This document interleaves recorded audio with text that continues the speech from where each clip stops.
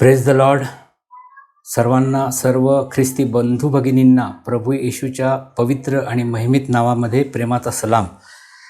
प्रगटीकरणावर आपण जो अभ्यास करीत आहोत त्याचा तिसरा भाग आपण मागच्या वेळेला पाहिला 11व्या अध्यायापर्यंत, आणि आता 11 आणि 12मधून जेवढा आपल्याला जमेल तेवढा आपण अध्ययन करूया, मनन करूया प्रभूच्या सहाय्याने. आणि सुरुवात करण्यापूर्वी छोटीशी प्रार्थना करूया. प्रेमळ पवित्र स्वर्गीय पित्या, धन्यवाद आणि स्तुती करतो. आतापर्यंत आमचं सहाय्य केलं आणि आता हा चौथा भाग आम्ही मनन करत आहोत प्रभू.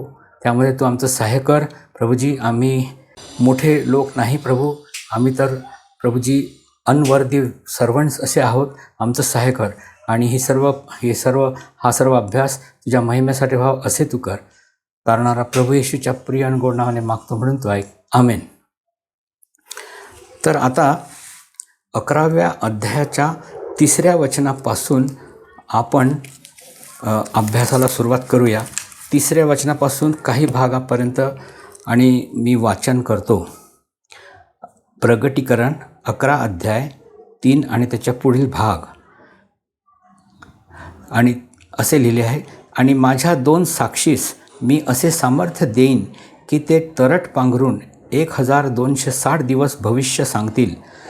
जी 2 जैतून झाडे व ज्या 2 दिवठण्या पृथ्वीच्या देवासमोर उभ्या राहतात त्या हे आहेत. आणि कोणी त्यांना उपद्रव करू पाहतो तर त्यांच्या मुखातून अग्नी निघून त्यांच्या वैऱ्यास खाऊन टाकतो. आणि कोणी त्यांना उपद्रव करायला इच्छिले तर तो त्याप्रमाणे जीवे मारला जावा याचे अगत्य आहे. त्यांच्या भविष्य सांगण्याच्या दिवसांमध्ये पाऊस पडू नये म्हणून आकाश बंद करायचा त्यांना अधिकार आहे. आणि त्यांना जलांवर असा अधिकार आहे की ती पालटून त्यांचे रक्त करावे. आणि त्यांची इच्छा असेल तितकेदा पृथ्वीला सर्व पिढ्यांनी मारण्याचा अधिकार त्यांना आहे. आणि त्यांनी आपले साक्ष देणे समाप्त केल्यावर जे श्वापद अथांग डोहातून वर चढून येते त्यांच्याशी ते लढाई करील आणि त्यांना जिंकील व त्यांना जीवे मारील. आणि जे मोठे नगर आत्मिक अर्थात सदोम आणि मिसर म्हटलेले आहे आणि जेथे त्यांचा प्रभू वधस्तंभी दिला गेला त्याच्या रस्त्यावर त्यांची प्रेते पडतील. आणि लोक व वंश व भाषा व राष्ट्रे यांच्यातील पुष्कळजण 3.5 दिवस त्यांची प्रेते पाहतील. आणि ते त्यांची प्रेते कबरेत ठेवू देणार नाहीत. त्यांच्यावरून पृथ्वीवरील राहणारे आनंद व उत्साह करतील आणि एकमेकास भेटी पाठवतील, कारण त्या 2 भविष्यवाद्यांनी पृथ्वीवरील राहणाऱ्यास पीडा दिली होती. पुढचा पण भाग 11 आणि 12 वाचूया. मग 3.5 दिवसानंतर जीवनाचा आत्मा देवापासून येऊन त्यांच्यामध्ये शिरला. तेव्हा ते आपल्या पायांवर उभे राहिले आणि त्यांना पाहणाऱ्यांना मोठे भय प्राप्त झाले. आणि त्यांनी आकाशातून आलेली मोठी वाणी ऐकली. ती त्यांना म्हणाली, येथे वर या. तेव्हा ते ढगाने आकाशात चढले आणि त्यांच्या वैऱ्यांनी त्यांना पाहिले. आणि त्याच घटकेस पृथ्वीवर मोठा भूमिकंप झाला आणि त्या नगराचा 10वा भाग पडला. आणि भूमिकंपाने 7,000 माणसे जीवे मारली गेली. तेव्हा उरलेली भयभीत झाली आणि त्यांनी आकाशाच्या देवाचे गौरव केले. हा दुसरा अनर्थ होऊन गेला. पहा, तिसरा अनर्थ लवकर येत आहे. प्रियांनो, या ठिकाणी 11व्या अध्यायामध्ये सुरुवातीचा भाग जो होता, योहानाला प्रभूने एक दृष्टांत दिला, त्याविषयी आपण आणि मंदिराविषयी त्याला सांगितलं होतं की मंदिरात भक्ती करणाऱ्यांचे तू मोजमाप घे वगैरे, त्याबद्दल आपण पाहिले. आता 11व्या अध्यायाच्या पुढच्या भागामध्ये 2 संदेष्ट्यांविषयी लिहिले आहे. हे 2 प्रभूचे संदेष्टे आहेत. आणि प्रभू म्हणतो, मी त्यांना असे सामर्थ्य देईन की ते तरट पांघरून 1260 दिवस भविष्य सांगतील. त्या काळात असे 2 संदेष्टे प्रभू पाठवणार आहे. त्यांना जैतुनाचे झाड असेही म्हटलेले आहे. आणि प्रियांनो, ते सर्व काळ प्रभूबरोबर उभे आहेत. उभे असणे याचा अर्थ काय? उभे असणे म्हणजे निद्रेचा अनुभव, म्हणजे अर्थात मृत्यूचा अनुभव नसणे असे होय. आणि ते काय करतात? त्यांचे मुख्य काम काय आहे? ते अद्भुत कामे करतात. आणि पृथ्वीवर जे यहुदी राहिलेले आहेत किंवा इस्रायल लोक जे राहिलेले आहेत आणि त्याचप्रमाणे ख्रिस्ती जे आहेत, अशा लोकांना ते मदत करतात. आणि जर कोणी मनुष्य त्यांना उपद्रव करू लागला तर आकाशातून अग्नी येऊन त्या मनुष्याला तो खाऊन टाकतो. त्यांना अग्नी पृथ्वीवर आणण्याचा अधिकार आहे. तसेच आकाशातून पाऊस किंवा पर्जन्य रोखून धरण्याचा पण त्यांना अधिकार आहे. पाण्याचे रक्त करण्याचा त्यांना अधिकार आहे. तसेच पृथ्वीला मरीद्वारे पिडण्याचा त्यांना अधिकार आहे.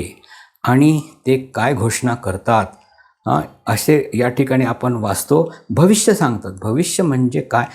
भविष्य म्हणजे एक प्रकारे देवाचा जो निरोप आहे आणि तो लोकांना ते सांगतात. बऱ्याच बायबल स्कॉलर्सच्या मते ते जे भविष्य सांगतात किंवा ते सुवार्ता जी सांगतात ती ख्रिस्ताद्वारे तारणाची सुवार्ता बहुतेक करून नाही. कारण की ते फक्त येणाऱ्या न्यायाविषयी बोलतात. येणारा जो न्याय आहे त्याविषयी ते सांगतात आणि लोकांना देवाचे भय बाळगण्याचा ते सल्ला देतात. देवाचे भय बाळगा. कारण कदाचित बहुतेक करून आता ख्रिस्ताची सुवार्ता सांगितली जाण्याचा समय समाप्त झालेला आहे. आता केवळ एकच सुवार्ता आहे. आणि पुढे देखील आपण जर पुढच्या भागात पाहिले तर 2 देवदूत देखील अशा प्रकारे पृथ्वीवरील लोकांना सुवार्ता सांगतात. परंतु ती सुवार्ता देखील ख्रिस्ताद्वारे तारणाची नसून देवाला भिणे ही अशी ती सुवार्ता आहे.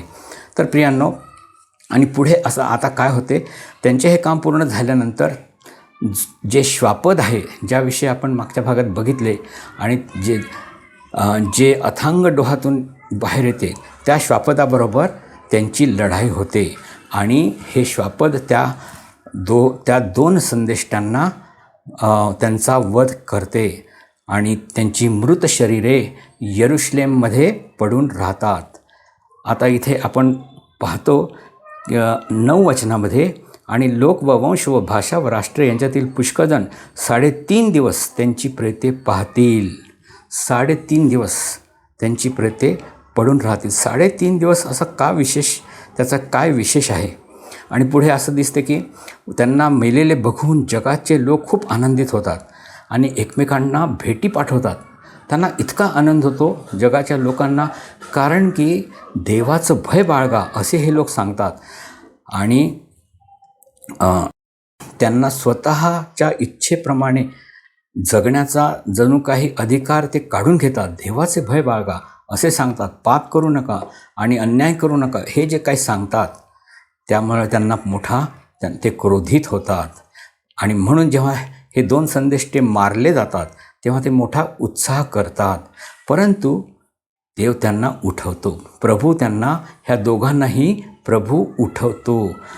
ते जरी मेलेले आहेत आणि ते 3.5 दिवस त्यांची प्रेते पडलेली आहेत तरी ते उठतात. या 3.5 दिवसांचे काय रहस्य आहे प्रियांनो? प्रभू येशू ख्रिस्त 3 दिवस पृथ्वीच्या पोटात होता. त्याचे शरीर अक्षय म्हणजे क्षय न पावणारे असे होते. लाजरस ज्याला प्रभूंनी बाहेर आणले कबरेतून तो 4 दिवस कबरेत होता.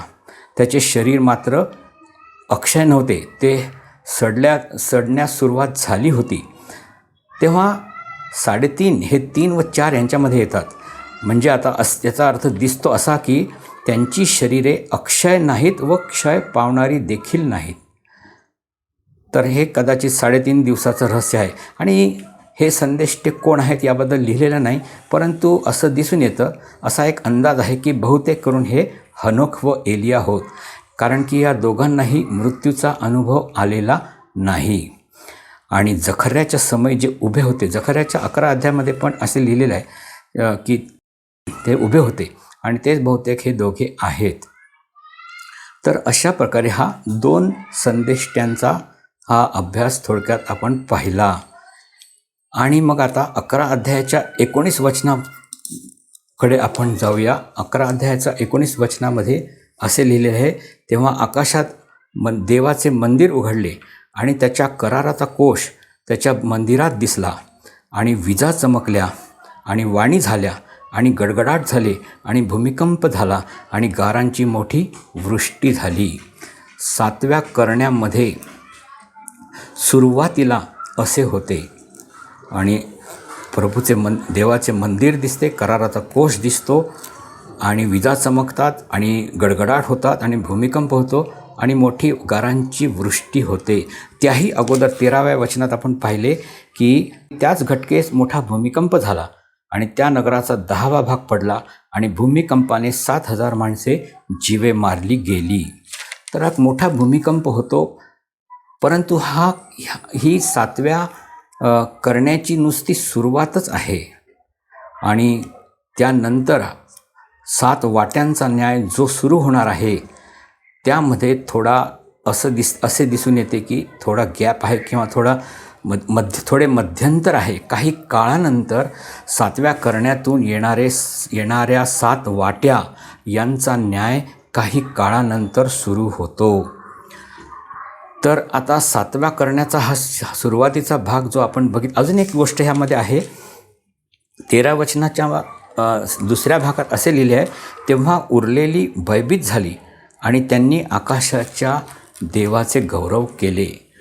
आणि म्हणजे जे संदेष्टे होते, 2 संदेष्टे, त्यांनी जो संदेश दिला की देवाला भ्या, देवाचे भय धरा, आकाशाच्या देवाचे भय धरा. काही लोकांनी जरूर देवाचे भय बाळगणे सुरुवात केली आहे आणि मात्र बरेच लोक अशा प्रकारे पश्चाताप करत नाही किंवा प्रभूचे भय बाळगीत नाही. तर अशा प्रकारे हा 2 संदेष्टांचा भाग आहे. आता आपण 12 अध्यायाकडे वळूया आणि 12व्या अध्यायामध्ये जसं काही एक मध्यंतर आहे आणि प्रभू एक दुसऱ्या काही गोष्टी या ठिकाणी दाखवित आहे आणि त्यानंतर 7 वाट्यांचा न्याय जो आहे तो 16व्या अध्यायात सुरू होतो. तर प्रियांनो, आता हा जसा काय मध्यंतर आहे प्रभूच्या दृष्टीने, तेव्हा आपण 12व्या अध्यायामध्ये जाऊया. 12व्या अध्यायाचं पहिलं वचन मी वाचतो. नंतर आकाशात मोठा चमत्कार दिसला. एक स्त्री सूर्य पांघरलेली होती आणि तिच्या पायाखाली चंद्र होता आणि तिच्या डोक्यावर 12 ताऱ्यांचा मुकुट होता. पुढे पण वाचून घेऊया 2रे वचन. आणि ती गरोदर असून प्रसवण्याच्या वेणांनी आणि प्रसवण्याच्या कष्टात असता ओरडत होती. आणि आकाशात एक दुसरा चमत्कार दिसला. पहा, एक मोठा अग्निवर्ण अजगर होता. त्याला 7 डोकी आणि 10 शिंगे होती आणि त्याच्या डोक्यावर 7 मुकुट होते. तर प्रियांनो, या ठिकाणी सगळ्यात पहिली गोष्ट जी आमच्यासाठी कुतूहलाची आणि मोठ्या इंटरेस्टची ही आहे की एक स्त्री दिसली. मोठा चमत्कार आकाशात दिसला की एक सूर्य पांघरलेली स्त्री होती आणि तिच्या पायांखाली चंद्र होता आणि तिच्या डोक्यावर 12 ताऱ्यांचा मुकुट होता. तर ही स्त्री कोण असेल याबद्दल पुष्कळ बायबल अभ्यासकांचे वेगवेगळे मतं आहेत आणि आपण 2 मतांचा खास करून विचार करूया आणि त्यांच्याबद्दल आपला अनुमान काढूया. तर पहिला विचार असा आहे की ही स्त्री म्हणजे मरिया आहे आणि ती स्त्री जो पुत्र प्रसवते तो पुत्र म्हणजे प्रभू येशू ख्रिस्त आहे, असा हा पहिला विचार आहे. तर हा विचार इतका योग्य नाही असे आपल्याला काही कारणांवरून म्हणता येते. म्हणजे ही स्त्री जी आहे ती मरिया आहे असे नसून किंवा तिचा पुत्र ख्रिस्त आहे असे नसून त्यापेक्षा वेगळे काय आहे हे आपण नंतर पाहूया.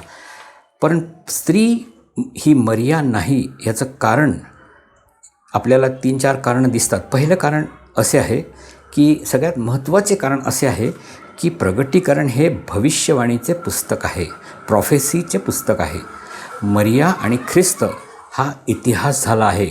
योहानाला हे इ.स. 96मध्ये प्रगटीकरण प्रभूंनी दिले आणि तोपर्यंत प्रभू येशूचा जन्म झाला होता, त्याची सेवा झाली होती, वधस्तंभावर बलिदान झाले होते, तो उठला होता आणि नंतर 40 दिवसांनी त्याचे स्वर्गारोहण झाले होते. मरिया आणि ख्रिस्त हा अंदाज यामुळे बरोबर नाही असे आपल्याला समजते. दुसरे कारण, मरियेला महिमा किंवा गौरव असे सूर्य, चंद्र व तारे या स्वरूपात कधीही नव्हते. मरिया अत्यंत साधारण स्त्री होती आणि गरीब होती आणि तिच्या अशी निगडीत अशी कोणतीही महिमित गोष्ट कधीही नव्हती. दुसरे कारण, प्रकटीकरण 12:17 या वचनाप्रमाणे स्त्रीचे पुष्कळ संतान आहेत, अगोदरचेच, परंतु मरियेचा पुत्र ख्रिस्त हा पहिलेच संतान आहे. प्रकटीकरण 12 याच्या 17व्या वचनामध्ये आपण असे वाचतो, तेव्हा अजगर स्त्रीवर रागावला आणि तिच्या संतानातील उरलेले जे देवाच्या आज्ञा पाळणारे आणि ज्यांना येशू ख्रिस्ताची साक्ष आहेत त्यांच्याशी लढाई करायला निघाला. यावरून आपल्याला दिसते तिच्या संतानातील उरलेले म्हणजे अगोदरचेच संतान आहे. जी स्त्री आपण 12व्या अध्यायामध्ये वाचतो त्या स्त्रीला अगोदरचेच संतान आहे. मरियेला मात्र पहिले संतान प्रभू येशू ख्रिस्त होता, त्यामुळे मरिया ही असण्याची शक्यता नाहीच. नंतर तिसरा मुद्दा आहे की मरिया कधीही रानात पळून गेली नाही.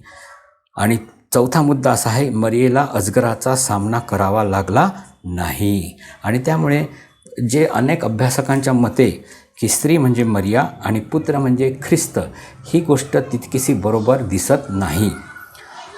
त्यानंतर दुसरा जो विचार आहे की स्त्री म्हणजे इस्रायल राष्ट्र व पुत्र म्हणजे ख्रिस्त, हा देखील विचार इतकासा बरोबर दिसत नाही.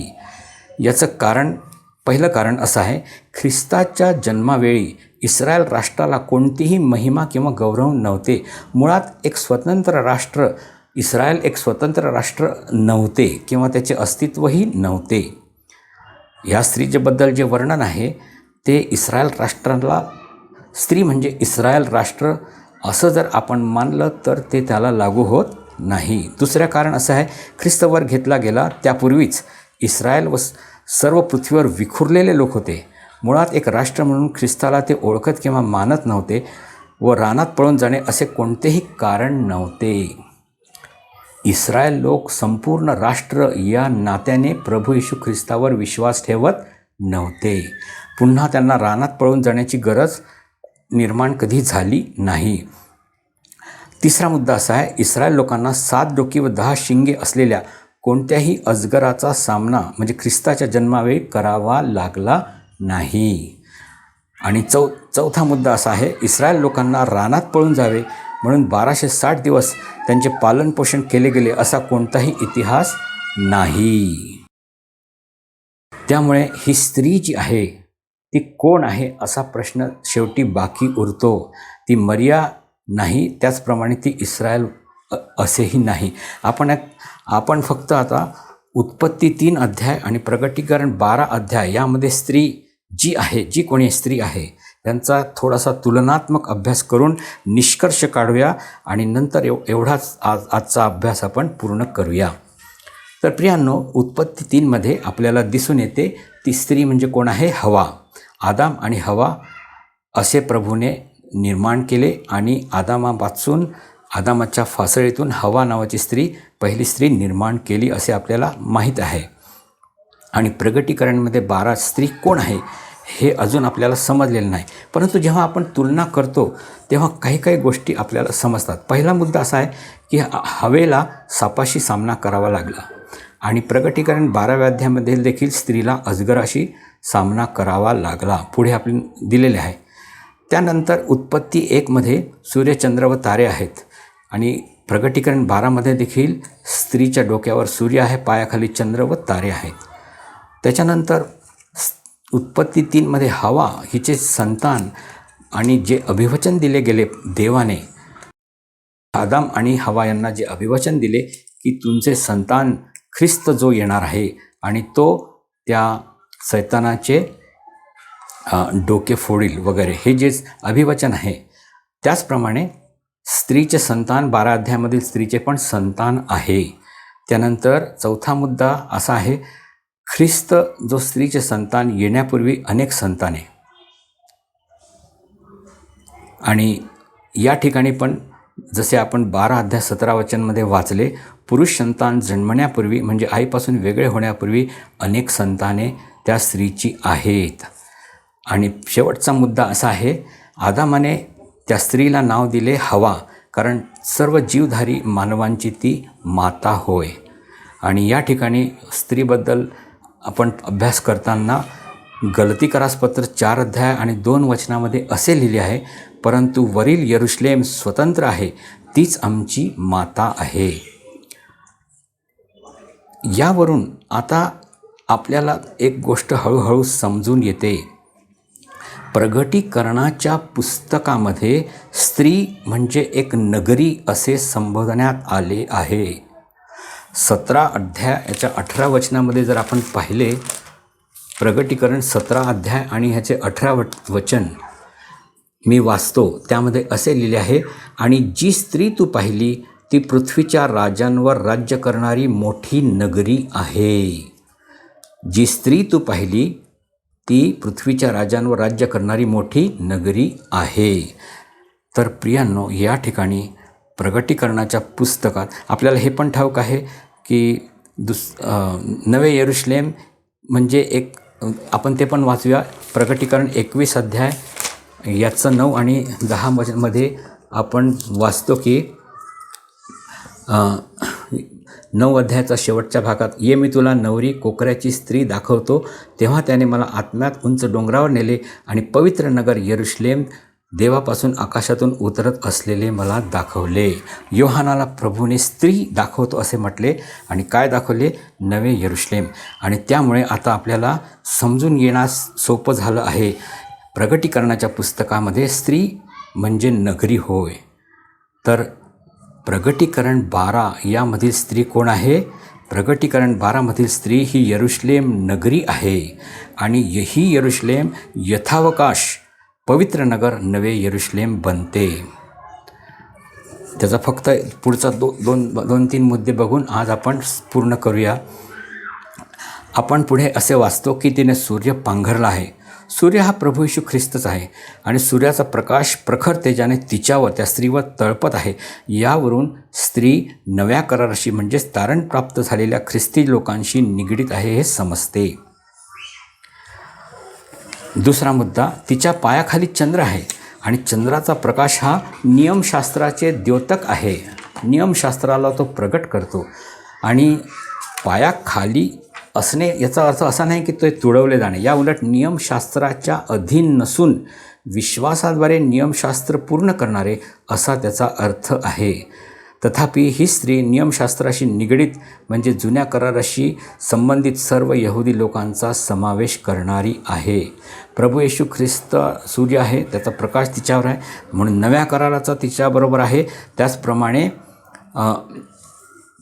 आपल्याला हे दिसून येते की तिच्या पायाखाली चंद्र म्हणजेच नियमशास्त्राचा म्हणजेच इस्रायल लोकांचा त्यामध्ये समावेश आहे. त्यानंतरची गोष्ट, तिच्या डोक्यावर 12 ताऱ्यांचा मुकुट आहे. अर्थात इस्रायलाचे 12 वंश व जुन्या करारातील अब्राहम, मोशे इत्यादी लोकांचा समावेश त्यामध्ये आहे. आणि सूर्य व चंद्र व तारे हे याकोब, राहेल व इस्रायलाचे 12 पुत्र यांनाच प्रगट करतात की नाही? तर प्रियांनो, ही स्त्री जी आहे, जी आपण आता आपल्याला समजते की यरुशलेम नगरी आहे. ही यरुशलेम नगरी आहे.